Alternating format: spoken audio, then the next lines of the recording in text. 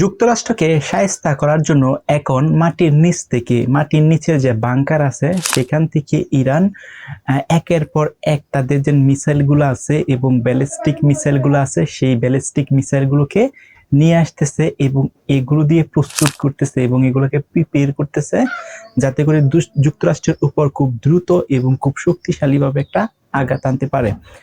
So Iran কিন্তু প্রথম থেকে বলে আসছিল যদি কোনো কারণে যুক্তরাষ্ট্র ইরানের উপর নতুন করে হামলা চালায় তাহলে তার কঠিন জবাব দিবে। অ্যাজ এ রিজাল্ট এটার কারণে কিন্তু ইরান তাদের যে সর্বোচ্চ শক্তিগুলো আছে সেই সর্বোচ্চ শক্তিগুলো দিয়ে কিন্তু এখন যুক্তরাষ্ট্রকে হামলা করবে। এটার কারণে তাদের যে মাটির নিচে বিশাল বান্ডার, যারা আপনারা মনে করছিলেন যে ইরানের যে ব্যালিস্টিক মিসাইল আছে এবং পারমাণবিক যে অ্যাক্টিভিটিস গুলো আছে সেগুলো হয়তো ফুরিয়ে আসছে বা শেষ হয়ে আসছে, কিন্তু বিষয়টা এরকম না।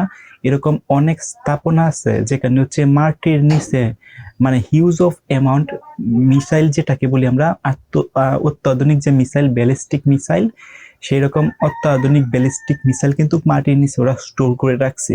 সো এখন রাইট নাও সময় এসেছে তাদের যেন তাদের সর্বোচ্চ টুকু দিয়ে বা সর্বোচ্চ টুকু চেষ্টা করে যুক্তরাষ্ট্রের উপর একটা কঠিন জবাব দেওয়ার জন্য। এটার কারণেই কিন্তু ইরান এখন তাদের ব্যালিস্টিক মিসাইলগুলোকে উন্মোচন করতেছে এবং সবাইকে।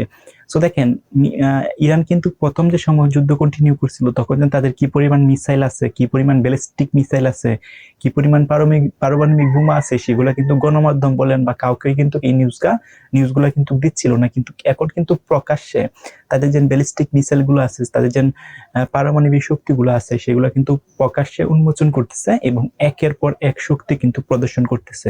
সো এই প্রদর্শনের মাধ্যমে কিন্তু যুক্তরাষ্ট্র সেগুলো দেখতেছে যে না আসলে মাটির নিচে কি পরিমাণ তাদের এই ব্যালিস্টিক মিসাইল বা পারমাণবিক যে শক্তির অস্ত্রগুলো আছে কি পরিমাণ স্টোর আছে। এখন যুক্তরাষ্ট্র চেষ্টা করতেছে তাদের উপর একটা এগনেস্ট একটা হামলা চালানোর জন্য, যে হামলাটা হবে পারমাণবিক স্থাপনার উপর, বাংকারের উপর। বাংকার হচ্ছে মাটির নিচে হিউজ অফ অ্যামাউন্ট জায়গা জুড়ে তাদের যে গুরুত্বপূর্ণ যে ইকুইপমেন্ট গুলো আছে যুদ্ধ করার, পারমাণবিক বিশেষ করে পারমাণবিক যে অস্ত্রগুলো সেগুলো কিন্তু স্টোর করে রাখা হয়। এখন যুক্তরাষ্ট্র কিন্তু চাচ্ছে তাদের যে এই যে স্টোর করা মিসাইল গুলো আছে সেগুলোকে ধ্বংস করা। এখন তাদের ইরানের এই মিসাইল গুলোকে ধ্বংস করতে হলে কিন্তু যুক্তরাষ্ট্রের একটা কঠিন অভিযান চালাতে হবে, যেখানে মাটির নিচে যে কিন্তু এই যে তাদের যে পারমাণবিক অস্ত্রগুলো আছে সেগুলোকে ধ্বংস করতে হবে। এখন মাটির নিচে ইরানের যে বাংকার গুলো আছে সেগুলো কিন্তু মাটির অনেক নিচে। সো যদি বিমান হামলা চালায় যুক্তরাষ্ট্র কি করতে পারবো, সর্বোচ্চ একটা বিমান হামলা চালাইতে পারবো ইরানের আকাশপথে গিয়ে, অর্থাৎ যেখানে বাংকার আছে বাংকারের উপরে, অর্থাৎ মাটির উপরে বিমান হামলায় অনেক শক্তিশালী মিসাইল হয়তোবা নিক্ষেপ করতে পারে। কিন্তু ধারণা করা যাচ্ছে এই শক্তিশালী মিসাইল গুলো নিক্ষেপ করে বাংকারের উপর, যেখানে ইরান মাটির নিচে হিউজ অফ অ্যামাউন্ট তাদের পারমাণবিক অস্ত্রগুলো স্টোর করে রাখছে।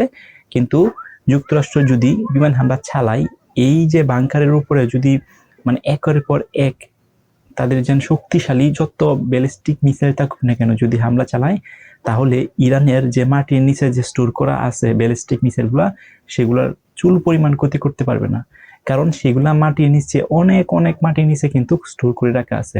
উপর থেকে যতই হামলা চালাক না কেন সেগুলা নিচে যাইতে বা নিচে গিয়ে সেগুলোকে ধ্বংস করে দিতে কিন্তু একটা সময় সাপেক্ষ ব্যাপার। এর আগে কিন্তু ইরান তাদের যে টেকনোলজি আছে সেগুলা ব্যবহার করে এইগুলাকে ধ্বংস করে দিবে।